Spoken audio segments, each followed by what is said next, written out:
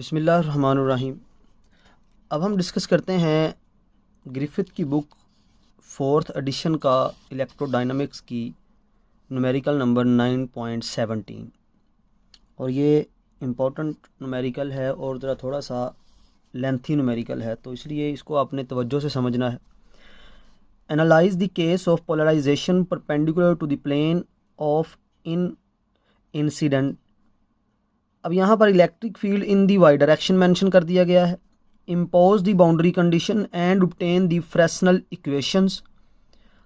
पहला पार्ट इसमें यहाँ तक है कि आपने फ्रेस्नेल इक्वेशंस जो हैं उनको कैलकुलेट करना है, और साथ में यहाँ पर हमने इस पोर्शन को भी करना है कि confirm your Fresnel equation reduce to proper form at normal incidence. और उसके बाद हमने ये भी प्रूव करना है कि r प्लस टी जो है ये इक्वल है 1 के। तो पहले हम इसका पहले वाला पोर्शन करेंगे, फिर साथ में फ्रेस्नेल इक्वेशंस जो हैं उनकी मदद से हम नॉर्मल की तरफ जाएंगे, और फिर ये हम फैक्टर को इक्वल्स टू 1 साबित करेंगे। देन हम जो है ये साबित करेंगे कि अगर हमारे पास दोनों मीडियम्स एक जैसे रिफ्रैक्टिव इंडेक्स रखते होंगे तो उस वक़्त ब्रीवेस्टर एंगल्स जो हैं वो नहीं बनेंगे। लेकिन इस न्यूमेरिकल में ये दरमियान में स्केच का पोर्शन लिखा है, ये हम यहाँ पर नहीं डिस्कस करेंगे क्योंकि ये स्केच वाला काम जो है ये मैथमेटिका सॉफ्टवेयर के साथ हम स्केच बनाते हैं, तो यहाँ पर हम स्केच वाला काम जो है उसको इग्नोर कर देंगे। बाकी न्यूमेरिकल को हम आसानी से समझते हैं। अब देखिए हमारे पास ये न्यूमेरिकल का फर्स्ट पोर्शन है कि polarization perpendicular to the plane of incidence electric field Y direction में दे दी गई है। जब इलेक्ट्रिक फील्ड वाई डायरेक्शन में हो और हमारे पास मैग्नेटिक फील्ड जो है वो राइट हैंड रूल के मुताबिक कैलकुलेट की जाती है। अब यहाँ पर डायग्राम जो है ज़रा इसको आपने समझना है कि ये हमारे पास डायग्राम है। यहाँ पर ये K1 वेव वेक्टर है जो कि इलेक्ट्रोमैग्नेटिक वेव्स जो है उसको मेंशन कर रहा है। तो ये एक K वेक्टर इस तरफ जा रहा है, यहाँ पर जाके ये स्ट्राइक करता है। जैसे ये टकराएगा तो यहाँ पर दो चीज़ें होंगी। नंबर एक, ये टकरा के कुछ हिस्सा इसका रिफ्लेक्ट होगा और कुछ हिस्सा ट्रांसमिट कर जाएगा दूसरे मीडियम में। पहला मीडियम जो है उसके लिए refractive index n1, speed v1, दूसरे के लिए refractive index n2, speed v2। लेकिन दोनों मीडियम के अंदर जो इलेक्ट्रोमैग्नेटिक वेव्स उसकी फ्रीक्वेंसी होगी वो सेम होगी, और वो क्या होगी, ओमेगा। अब हम देखें ये इलेक्ट्रोमैग्नेटिक रेडिएशन का वेव वेक्टर आया, यहाँ पे टकराया, इसका कुछ हिस्सा रिफ्लेक्ट हुआ और कुछ हिस्सा जो है ट्रांसमिट कर गया। जो हिस्सा रिफ्लेक्ट होगा उसमें दो पॉसिबिलिटीज़ होनी है। दो पॉसिबिलिटीज़ ये हैं, एक तो ये कि जब उसका हिस्सा ट्रांसमिट करेगा वहाँ पर किसी किस्म की फ्लिपिंग नहीं होगी। जिस तरफ इलेक्ट्रिक फील्ड है उसी तरफ इलेक्ट्रिक फील्ड रहेगी। मैग्नेटिक फील्ड जिस तरफ है राइट हैंड रूल के मुताबिक मैग्नेटिक फील्ड भी उसी डायरेक्शन में रहेगी। लेकिन जब रिफ्लेक्शन होगी तो रिफ्लेक्शन में इलेक्ट्रिक फील्ड का कंपोनेंट या मैग्नेटिक फील्ड का कंपोनेंट, दोनों में से एक हिस्सा जो है वो अपनी डायरेक्शन को इन्वर्स कर जाता है, अपनी डायरेक्शन को उल्ट कर लेता है। तो ये रिफ्लेक्शन की प्रॉपर्टी है। तो यहाँ पर ये वेव वेक्टर K1 आके रिफ्लेक्शन को भी शो कर रहा है और यहाँ पर आगे की तरफ जा रहा है, तो ये हमारे पास ट्रांसमिशन को शो कर रहा है। ठीक है, तो ये हमारे पास यहाँ पर ट्रांसमिशन हो गई। अब आप देखें हमने क्या किया, इसको रिजॉल्व करना है। जब इसको रिजॉल्व करेंगे तो क्योंकि यहाँ पर हमने जो प्लेन बनाई है वो एक्स जी प्लेन बनाई है, तो ये लाइन हमारे पास जी एक्सिस, ये लाइन हमारे पास एक्स एक्सिस। अब हम क्या करते हैं, इस K वेक्टर जो है इसको रिजॉल्व करते हैं। जब हम रिजॉल्व करेंगे तो ये हिस्सा और एक ये हिस्सा आ जाएगा, क्योंकि इस तरफ जा रही है तो ये हिस्सा आपके पास इस डायरेक्शन को मेंशन देगा। जब इस डायरेक्शन को मेंशन देगा तो ये आपके पास आ जाएगा KZ को 1 है तो K1Z मेंशन होगा यहाँ पर, और ये हिस्से पे मेंशन हम क्या करेंगे, क्योंकि ये पैरेलल टू एक्स एक्सिस है तो इस हिस्से पे हम मेंशन करेंगे K1X को। अब ये K1X है, ये एंगल बना है, इसके सामने वाली साइड परपेंडिकुलर होगी, ये साइड बेस होगी। अकॉर्डिंग टू इस रूल के मुताबिक छोटी क्लासेस का कंसेप्ट इस्तेमाल करते हुए हमें पता चलेगा कि ये साइड जो है ये बराबर K1X किसके बराबर आ जाएगी, X sin थीटा के। क्योंकि यहाँ पे एंगल 1 बना है तो हम इसलिए यहाँ पर थीटा 1 लिख सकते हैं। y का फैक्टर यहाँ पर 0 है तो 0y प्लस कोस z। अब z इसको हमने क्यों लिखा, क्योंकि इसका ये कंपोनेंट जो है ये z के अलोंग आ रहा है, तो ये वाला k1z किसके इक्वल है, z कोस थीटा। तो अगर इन दोनों को इकट्ठा करके हमने वेक्टर बनाना हो k1 वेक्टर, तो वो k1 वेक्टर हमारे पास बनेगा sine theta 1x plus 0y plus cos theta और z। तो ये हमारे पास क्या है जी, इस पूरे वेक्टर का ये वेक्टर फॉर्म हमने बना ली। सिमिलरली हमने क्या करना है, जब ये k वेक्टर वहाँ पे टकराया और रिफ्लेक्ट हुआ तो यहाँ पर भी आपने इसी तरह से रेजोल्यूशन करनी है। रेजोल्यूशन के मदद से ये हमारे पास पैरेलल टू x एक्सिस और ये परपेंडिकुलर बनेगा, तो ये के आर एक्स आएगा जो किसके बराबर है साइन थीटा x के, और ये क्योंकि इस तरफ जा रहा है तो इसका ये कंपोनेंट इस डायरेक्शन को बनेगा। अब के आर का डायरेक्शन नेगेटिव की तरफ जा रहा है तो इसलिए यहाँ पे minus cos theta z unit vector आएगा, यूनिट वेक्टर क्योंकि z के अलोंग है। अगर इसको भी हमने वेक्टर की सेंस में लिखना हो तो ये वेक्टर की सेंस में किसके इक्वल आ जाएगा हमारे पास, ये के आर हमारे पास वेक्टर की सेंस में आ जाएगा sine theta x unit vector, तो x unit vector plus 0y और माइनस कोस थीटा और z यूनिट वेक्टर। तो इस तरह से हमने के आर वेक्टर भी लिख लिया। अब चूँकि लाइट ट्रांसमिट भी हुई है, दूसरे मीडियम में गई है, तो यहाँ पर एंगल क्या बना थीटा 2, इसको भी रिजॉल्व करते हैं। तो इसका ये हिस्सा परपेंडिकुलर के एक्स साइन थीटा, ये के जी थीटा 2, क्योंकि हमने ट्रांसमिशन एंगल को थीटा 2 कह दिया है। तो ये इस तरह से आपने यहाँ पर भी के टी वेक्टर जो है इसको भी आप लिख सकते हैं। तो क्या होगा, ये sine theta 2x unit vector plus 0y और प्लस कोस थीटा 2 और ये z यूनिट वेक्टर। तो इस तरह से हम क्या करते हैं जी, ये यूनिट वेक्टर जो है इनको लिख सकते हैं। अब आप देखें हमारे पास जो इलेक्ट्रिक फील्ड है उसने खुद मेंशन किया है कि वो वाई डायरेक्शन को जा रही है और ये चेंज नहीं करनी। तो इसका मतलब है अगर हमने इलेक्ट्रिक फील्ड को हमेशा वाई के लॉन्ग ही रखना है तो जब रिफ्लेक्शन होगी तो रिफ्लेक्शन के दौरान जो मैग्नेटिक फील्ड है वो फ्लिप करेगी। तो एक में मैग्नेटिक फील्ड अगर हमारे पास इस डायरेक्शन में है तो जब फ्लिप होगी तो मैग्नेटिक फील्ड की डायरेक्शन बदल चुकी होगी। तो हमने इन चीज़ों को जहन में रखना है। तो सबसे पहले इलेक्ट्रिक फील्ड का वेक्टर लिखते हैं। इलेक्ट्रिक फील्ड क्या है जी, ये यूनिट वेक्टर आ गया, ये उसकी क्या आ गई हमारे पास एम्पलीट्यूड आ गया, और ये वेव की प्रोपेगेशन का फंक्शन आ गया, तो ये k1 dot R minus omega T. इसी तरह से ई आर लिख लिया, Y unit vector E R, ये सारा कुछ सेम उसी तरह से हमने लिख लिया। अब हम जानते हैं मैग्नेटिक फील्ड जब भी फाइंड की जाती है तो यहाँ पर जो वेक्टर होता है उसका यूनिट वेक्टर हमने क्रॉस मल्टीप्लाई करवाना होता है इलेक्ट्रिक फील्ड के साथ। तो हमने ये यूनिट वेक्टर को इलेक्ट्रिक फील्ड के साथ मल्टीप्लाई करना है। जब इसको मल्टीप्लाई करेंगे इस इलेक्ट्रिक फील्ड के साथ तो यहाँ पर y है, तो ये k1 y1 y वेक्टर आएगा, और v वेलोसिटी से हमने पहले मीडियम में रहना है तो फर्स्ट मीडियम की वेलोसिटी से डिवाइड करना है, और ये सारा factor as it is same. इसी तरह से जब मैग्नेटिक फील्ड रिफ्लेक्शन की फाइंड आउट करनी है तो के आर को इसके साथ मल्टीप्लाई करना है। अब यहाँ पर देखें क्योंकि के आर की डायरेक्शन जो है वो नहीं होगी जो पहले थी, अब चूंकि फ्लिपिंग हो चुकी है, रिवर्स आ चुका है, नेगेटिव की तरफ जा रहा है, इस वजह से यहाँ पर हम माइनस के आर लगाएंगे क्योंकि रिफ्लेक्शन की वजह से क्रॉस वाई, और ये v1 आ जाएगा क्योंकि मीडियम में पहले में ही वापस आया है। अब ट्रांसमिशन की बात करें तो ट्रांसमिशन के लिए इलेक्ट्रिक फील्ड इसके बराबर आ गई। अब जब ट्रांसमिशन की मैग्नेटिक फील्ड फाइंड करेंगे तो के टी को यूनिट वेक्टर को क्रॉस मल्टीप्लाई वाई के साथ किया जाएगा और v2 से डिवाइड किया जाएगा। ये फैक्टर वैसे ही ये मैग्नेटिक फील्ड ट्रांसमिशन की आ गई। अब आप देखिए मैग्नेटिक फील्ड के अंदर यहाँ पर k1 क्रॉस वाई है, यहाँ पे के आर क्रॉस है, ये है। तो हमें सबसे पहले इनकी वैल्यू जो है ये फाइंड आउट करनी होगी। तो इनके वेक्टर हमने ऑलरेडी ऊपर लिखे हैं, क्रॉस प्रोडक्ट हमने लेना है तो क्रॉस प्रोडक्ट के लिए हम ये मेथड जो है यहाँ पे अप्लाई करते हैं, छोटी क्लासेस में पढ़ चुके हैं। एक्स वाई जी यूनिट वेक्टर लिखा, k1 का हमारे पास क्या वैल्यू थी जी, यहाँ पे देखिए साइन थीटा 0 वाई है और कोस थीटा, तो ये हमने लिख लिया साइन थीटा 0 कोस थीटा 0 1 और 0 क्योंकि y है तो y का कंपोनेंट 1 होगा, बाकी दोनों 0। जब इसको मल्टीप्लाई करते हैं क्रॉस प्रोडक्ट लेते हैं तो ये आंसर आ जाता है। इसी तरह से के आर क्रॉस y लेंगे तो जब इसको सॉल्व करेंगे आप तो आपके पास ये आंसर आ जाएगा। अब ये माइनस कोस थीटा 1 है, ठीक है, यहाँ पर भी आप थीटा 1 जो है ये मेंशन कर सकते हैं।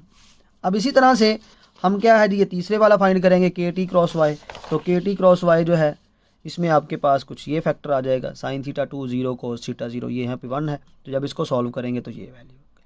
तो ये हमने KTY क्रॉस के साथ K1Y ये सारी वैल्यू हमने फाइंड कर ली। अब हमने क्या करना है, वो सारी वैल्यू जो ये वाली फाइंड की हैं इनको हमने इन की जगह पे पुट करना है। तो हमारे पास मैग्नेटिक फील्ड जो आ जाएगी वो कुछ इस अंदाज से आ जाएगी।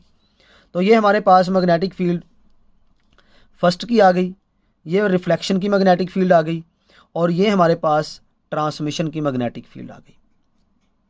अब बाउंड्री कंडीशन को इस्तेमाल करना है। तो बाउंड्री कंडीशन हम जानते हैं दो तरह की है। एक बाउंड्री कंडीशन है परपेंडिकुलर के लिए और एक बाउंड्री कंडीशन है पैरेलल के लिए।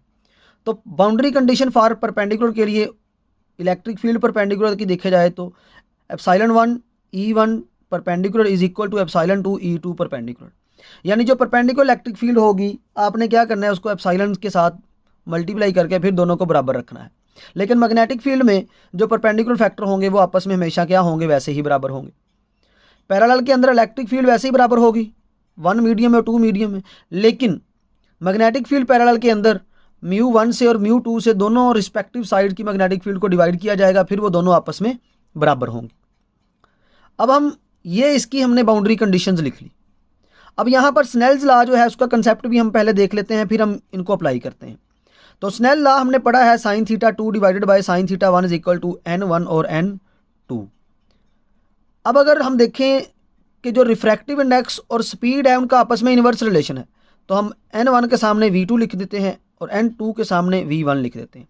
तो sin θ2 is equal to v2, sin θ1 is equal to v1, कुछ इस तरह का हमारे पास रिलेशन आ गया। अब हम जानते हैं कि जब हमारे पास एक्सपोनेंशियल फंक्शन जो है उनको इक्वल करना होता है तो n1 n2 v1 v2 ये चेंज हो जाते हैं, but frequency will remain same, frequency उनकी सेम रहेगी। तो एक्सपोनेंशियल फंक्शन जो हमने यहाँ पर डिस्कस किए हैं ये ई वाले और यहाँ पर ये हमने मैग्नेटिक फील्ड वाले, ये दोनों आपस में तभी बराबर हो सकते हैं जब हमारे पास ये फैक्टर आपस में इक्वल होंगे।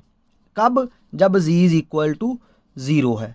तो जब z इज इक्वल टू 0 है तो ये सारे फैक्टर हमारे पास इक्वल है। ये हम टॉपिक के अंदर भी ये बात कर चुके हैं कि हमने एक्सपोनेंशियल फंक्शन को इक्वल रखना है, क्योंकि देख सकते हैं यहाँ पर और इलेक्ट्रिक फील्ड में और मैग्नेटिक फील्ड में एक्सपोनेंशियल फंक्शन चेंज नहीं हो रहे। लेकिन यहाँ पे कंडीशन ये है कि तभी ये इक्वल होंगे जब हमारे पास ये फैक्टर आपस में बराबर होंगे। तो इनको बराबर रखने के लिए हमने क्या किया, z इज इक्वल टू 0 और ये आपस में बराबर। अब हम क्या करते हैं, यहाँ पर अगर आप देखें कि हमारे पास इलेक्ट्रिक फील्ड जो है वो अलोंग y एक्सिस है, और जब अलोंग y एक्सिस है तो वो बेसिकली जिस मीडियम के साथ की बाउंड्री से टकरा रही है वो उसके साथ पैरेलल है, वो परपेंडिकुलर नहीं है। तो हम यहाँ पर parallel component of electric field जो है वो देखते हैं। तो E01 cos θ1, E0r cos θ1 और E0 cos θ2। तो ये हमारे पास पैरेलल कंपोनेंट है किसके, इलेक्ट्रिक फील्ड के, जो कि यहाँ से आप देख सकते हैं ये वाले फैक्टर जो इलेक्ट्रिक फील्ड के फैक्टर हैं आपके पास किसके अंदर आते हैं जी, ये इलेक्ट्रिक फील्ड y की तरफ जा रही है तो एक उसका कंपोनेंट x के लॉन्ग आ जाएगा, एक y के लॉन्ग आ जाएगा। x के लॉन्ग वाला पैरेलल होगा और z के लॉन्ग वाला जो है वो परपेंडिकुलर होगा। तो हमने x के लॉन्ग वाले लेने हैं तो वो हमारे पास ये आ जाएंगे cos θ वाले, ठीक है। इसी तरह से परपेंडिकुलर के देखे जाएँ तो वो हमारे पास क्या है जी, sin θ वाले आते हैं, E1 sin θ वगैरह। अब यूजिंग बाउंड्री कंडीशन 3 हमने तीसरी बाउंड्री कंडीशन जो है ये कि पैरेलल वाले आपस में बराबर होते हैं। तो टोटल पैरेलल की मैग्नेटिक फील्ड और टोटल पैरेलल की मैग्नेटिक फील्ड दूसरे मीडियम के अंदर, दोनों को हमने बराबर रखना है। अब 1 मीडियम के अंदर जो इलेक्ट्रिक फील्ड है वो 2 तरह की है, एक इंसिडेंट वाली और एक रिफ्लेक्शन वाली। तो दोनों को लिख लिया हमने और साथ में E0t, क्योंकि दोनों तरफ हमारे पास जो है इलेक्ट्रिक फील्ड में जो वैल्यू आ रही थी वो कोस की आ रही थी, इस वजह से हमने इनको जनरल करने के लिए उनकी सिर्फ एम्पलीट्यूड को ही लिख लिया। अब इसको इक्वेशन नंबर A का नाम दे दिया हमने। अब हम इस्तेमाल करते हैं परपेंडिकुलर की कंडीशन फॉर मैग्नेटिक फील्ड। जब परपेंडिकुलर की condition for magnetic field apply करते हैं तो आपको पता है कि वहाँ पर हमारे पास मैग्नेटिक फील्ड ऐसे ही नहीं लिखी जाएगी। मैग्नेटिक फील्ड में इलेक्ट्रिक फील्ड वाले को वेलोसिटी के साथ डिवाइड करना पड़ता है। तो हमने यहाँ पर वेलोसिटी इसका परपेंडिकुलर कंपोनेंट लिखा और उनको क्या किया, वेलोसिटी के साथ डिवाइड किया। यहाँ पर हमने प्लस की बजाय माइनस लगाया, क्योंकि आपको पता है जब रिफ्लेक्शन होती है तो मैग्नेटिक फील्ड फ्लिप कर जाती है, इस वजह से यहाँ पर हमने माइनस लगा दिया। और एक माइनस ये है, ये माइनस किस वजह से है, क्योंकि जब हमने रिजॉल्व किया था इलेक्ट्रिक फील्ड के कंपोनेंट को रिफ्लेक्शन वाले को तो वो माइनस के अलॉन्ग आ रहा था, इस वजह से ये माइनस और ये माइनस आपस में अगेन क्या हो गए प्लस, ये V1 हमने इस तरफ मल्टीप्लाई करके क्या लिख लिया V1/V2। अब जब रिफ्लेक्शन होती है तो आप रिफ्लेक्शन का लॉ जानते हैं कि रिफ्लेक्शन में इंसिडेंट एंगल और रिफ्लेक्शन एंगल हमेशा आपस में क्या होते हैं, इक्वल होते हैं। जब रिफ्लेक्शन एंगल और इंसिडेंट एंगल आपस में बराबर होंगे तो हमारे पास sin θ1 हमने θ2 की जगह भी θ1 लिख के यहाँ पे इसको हम कॉमन ले सकते हैं। तो ये हमारे पास θ2 दूसरे मीडियम में है, तो यहाँ पर sin θ1 हमने कॉमन ले लिया, रिफ्लेक्शन के साथ भी हमने θ1 नहीं लिखा r की बजाय। अब ये हमारे पास कॉमन आके ये इस तरफ जाके डिवाइड हो गया, तो इधर फैक्टर बन गया V1 sin θ2 V2 sin θ1। और हम जानते हैं sin θ2 और sin θ1 किसके बराबर है, V2/V1। तो इसकी जगह क्या आ जाएगा V2 और इसकी जगह V1, तो ये आपस में दोनों क्या हो जाएंगे, निगलेक्ट हो जाएंगे, कैंसिल हो जाएंगे। तो ये equation E01 plus E0R is equal to E0T। तो इसका मतलब ये हो गया कि अगर आप परपेंडिकुलर वाली मैग्नेटिक फील्ड की कंडीशन अप्लाई कर लें या पैरेलल इलेक्ट्रिक फील्ड वाली कंडीशन अप्लाई कर लें, आपके पास रिजल्ट सेम आते हैं। तो ये रिजल्ट सेम आ गया आपके पास ए वाला। अब दोनों में से आपने कोई एक चूज़ जो है वो करनी है, दोनों आपने नहीं करनी, ये सिर्फ आपको समझाने के लिए मैंने दोनों यहाँ पे की है। अब हम चलते हैं कि हमारे पास बाउंड्री कंडीशन जो है 4th नंबर वाली इस्तेमाल करते हैं पैरेलल की मैग्नेटिक फील्ड वाली। तो पैरेलल मैग्नेटिक फील्ड की हमारे पास जो बाउंड्री कंडीशन है वो बेसिकली किस तरह से फाइंड की जाती है, आपको पता है, उसे 1/μ0 के साथ मैग्नेटिक फील्ड को डिवाइड किया जाता, मल्टीप्लाई किया जाता। तो 1/μ0 multiply by parallel magnetic field पहले मीडियम में और 1/μ2 पैरेलल मैग्नेटिक फील्ड दूसरे मीडियम में। अब पहले मीडियम में मैग्नेटिक फील्ड जो है वो दो तरह की है, एक इंसिडेंट वाली और एक रिफ्लेक्शन वाली। तो दोनों की वैल्यू यहाँ पुट कर दी, और क्योंकि इलेक्ट्रिक फील्ड की सेंस में किया तो इलेक्ट्रिक फील्ड की सेंस में हम वेलोसिटी से डिवाइड भी करते हैं। तो पहले ही मीडियम में रहना है, रिफ्लेक्शन में भी इंसिडेंट में भी, इसलिए हमने V1 के साथ कॉमनली डिवाइड बाहर किया। अब ये μ0 वैसे ही आ गया, μ2 वैसे ही आ गया, और B2 मैग्नेटिक फील्ड जो है पहले कर चुके हैं, उसको देखें आप, ये वैल्यू यहाँ पुट की, तो ये V2। अब इसको हमने थोड़ा सा अरेंज किया, यहाँ से μ1 V1 इकट्ठा कर लिया, ये μ2 V2 इकट्ठा कर लिया, ये इधर जाके हमने क्या किया जी, मल्टीप्लाई कर दिया। तो ये आ गया μ1 V1 μ2 V2, ये cos θ2 इसको पहले लिख लिया, ये माइनस E0T आ गया। अब ये हमारे पास cos θ इसको कॉमन लेके इधर हमने डिवाइड किया। तो यहाँ पर ये हमारे पास एक फैक्टर बन गया, इसको अब इस फैक्टर को हमने इस्तेमाल करना है। तो कुछ इस अंदाज से अब हम इसे लिख सकते हैं, E01 minus E0R is equal to μ1 V1 μ2 और V2 cos θ2 cos θ1, ये अलग-अलग ब्रैकेट्स में लिख लें। ये फैक्टर बीटा के बराबर है, ऑलरेडी पढ़ चुके हैं, और ये फैक्टर जो है ये अल्फा के बराबर है, ये आपको पता होना चाहिए, cos θ2 डिवाइडेड बाय cos θ1 और E0T। अब यहाँ पर माइनस था, देखिए ज़रा यहाँ पे गौर कीजिए, यहाँ पर ये माइनस है आपके पास, लेकिन इधर यहाँ पे माइनस है, तो दोनों साइडों से माइनस कॉमन लेके कैंसिल कर दे। जब ये माइनस कॉमन लेके कैंसिल करेंगे तो हमारे पास दरमियान में माइनस आ जाएगा, इधर प्लस हो जाएगा। तो ये हमारे पास दरमियान में माइनस आ गया, इधर प्लस हो, तो ये एक दूसरी इक्वेशन आ गई। अब पहली इक्वेशन हमने इलेक्ट्रिक फील्ड की मदद से या पैरेलल परपेंडिकुलर मैग्नेटिक फील्ड्स की मदद से कैलकुलेट की है। एक इक्वेशन ये है हमारे पास और एक इक्वेशन हमारे पास ये है, दोनों सेम है, दोनों में से कोई एक भी इस्तेमाल कर सकते हैं। अब हम क्या करते हैं, क्योंकि फ्रेशनल इक्वेशंस फाइंड आउट करनी है, तो फ्रेशनल इक्वेशन फाइंड करने के लिए हम दोनों ए और बी को प्लस कर देते हैं। तो ये हमारे पास बी इक्वेशन है और ए इक्वेशन में यहाँ पे प्लस है, तो ये आपस में कैंसिल हो जाएगा, ये 2E01 आ जाएगा। जब इसके साथ प्लस करेंगे तो 1 प्लस अल्फा बीटा आ जाएगा और E0 बाई, तो ये इस तरफ डिवाइड हो गया। तो ये हमारे पास एक सी इक्वेशन बना ली, जो कि ट्रांसमिशन इलेक्ट्रिक फील्ड का फैक्टर है दूसरे मीडियम के अंदर, यानी जब दूसरे मीडियम में इलेक्ट्रिक फील्ड चली जाती है ट्रांसमिट होके, तो उसकी एम्पलीट्यूड इसके बराबर आ जाती है। तो ये फर्स्ट फ्रेशनल इक्वेशन फाइंड कर ली। अब हमने क्या करना है जी, अब हमने E0R फाइंड करना है। तो इसके लिए हम ए और बी को माइनस कर देंगे, यहाँ माइनस है, जब माइनस करेंगे ये माइनस होकर ये प्लस हो जाएगा, जब ये दोनों 2R में चले जाएंगे तो हमारे पास ये 2R आ जाएगा और 1 वाला कैंसिल हो जाएगा। E0T हमने ये फाइंड किया, ये वैल्यू यहाँ पुट करें, जब ये वैल्यू हम यहाँ पुट करेंगे तो 2 से 2 कैंसिल हो जाएगा, ये 2 से 2, और ये फैक्टर हमारे पास बच जाएगा। E0R is equal to 1 minus alpha beta 1 plus alpha beta और E01। तो ये हमारे पास डी आ गया। सी और डी ये बेसिकली क्या हो गए हमारे पास, ये आ गई जी फ्रेशनल इक्वेशंस आ गई। अब हमने इन फ्रेशनल इक्वेशंस को क्या करना है, कन्वर्ट करना है नॉर्मल इंसिडेंस के अंदर। तो जब नॉर्मल इंसिडेंस में कन्वर्ट करना है तो उसके लिए हम क्या करेंगे, थीटा को 0 पुट करेंगे, इंसिडेंट एंगल को। तो जब इंसिडेंट एंगल 0 हो जाएगा, cos 0 1, ठीक है, तो हमारे पास अल्फा भी किसके बराबर आ जाएगा, 1 के बराबर आ जाएगा। तो इन इक्वेशंस के अंदर सी और डी में आप अल्फ़ा की जगह 1 पुट करें तो जो आपके पास रिक्वायर्ड आंसर होगा वो बेसिकली वही आंसर होगा जो आपने नॉर्मल इंसिडेंट वाला टॉपिक पढ़ा था, उसमें जो फार्मूला ये वाले बनते थे। तो ये हमने न्यूमेरिकल में ये बता दिया कि जो यहाँ पर कैलकुलेशन हमने की है इसको हम अगर इंसिडेंट की तरफ भी लेके जाना चाहें तो इंसिडेंट की तरफ भी हम लेके जा सकते हैं। तो ये हमारे पास इंसिडेंट के लिए आ गया, नॉर्मल इंसिडेंट्स के लिए। अब हमने इस न्यूमेरिकल का सेकंड पार्ट जो है उसकी तरफ आना है, और सेकंड पार्ट ये है कि साबित करना है कि ट्रांसमिशन फैक्टर और रिफ्लेक्शन फैक्टर जो है दोनों का सम 1 के बराबर होता है। तो सबसे पहले हमें ये पता होना चाहिए, पिछले न्यूमेरिकल्स में भी हम कर चुके हैं, रिफ्लेक्शन और ट्रांसमिशन का फैक्टर बराबर किसके है? Incident of reflection, incident of intensity of 1, इन दोनों को डिवाइड करना है। तो जब दोनों की वैल्यू हम पुट करते हैं, क्योंकि इंटेंसिटी में जो फार्मूला है 1/2 epsilon 1 V1 epsilon naught R का स्क्वायर और कोस थीटा 1, यहाँ भी cos theta 1 cos theta 1 cos theta 1 से कट गया, ये दोनों मीडियम सेम है तो ये भी आपस में सारे कट गए, 1/2 भी कट गया, तो E0 square over E0 1 square आ गया।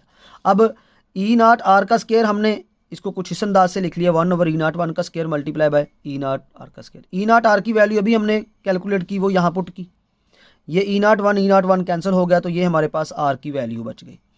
अब इसी तरह से ट्रांसमिशन फैक्टर की तरफ अगर आएँ तो ट्रांसमिशन फैक्टर की intensity of transmission light, intensity of incident light, दोनों को डिवाइड करें तो ट्रांसमिशन फैक्टर आता है।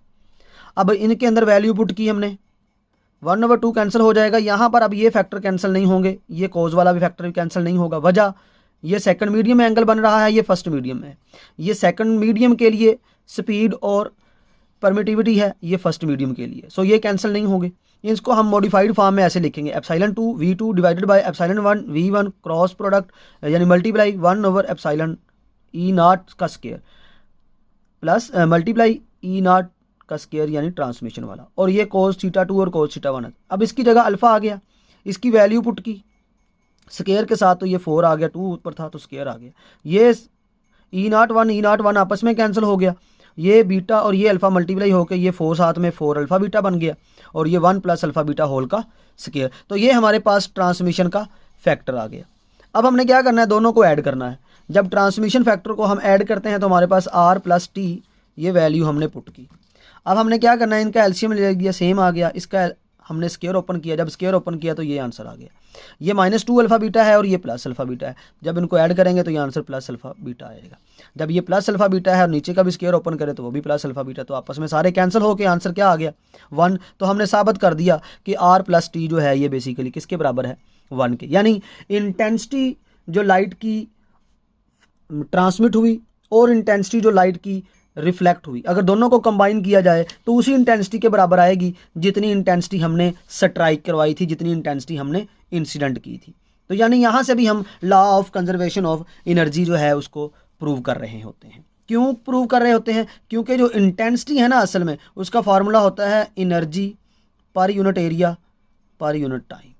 अगर ये चीज़ें एरिया और टाइम फिक्स कर दिया जाए तो ये देखें इंटेंसिटी और एनर्जी आपस में बराबर हो रहे हैं। तो ये था न्यूमेरिकल का सेकंड पार्ट। अब चलते हैं न्यूमेरिकल के थर्ड पार्ट की तरफ, और न्यूमेरिकल का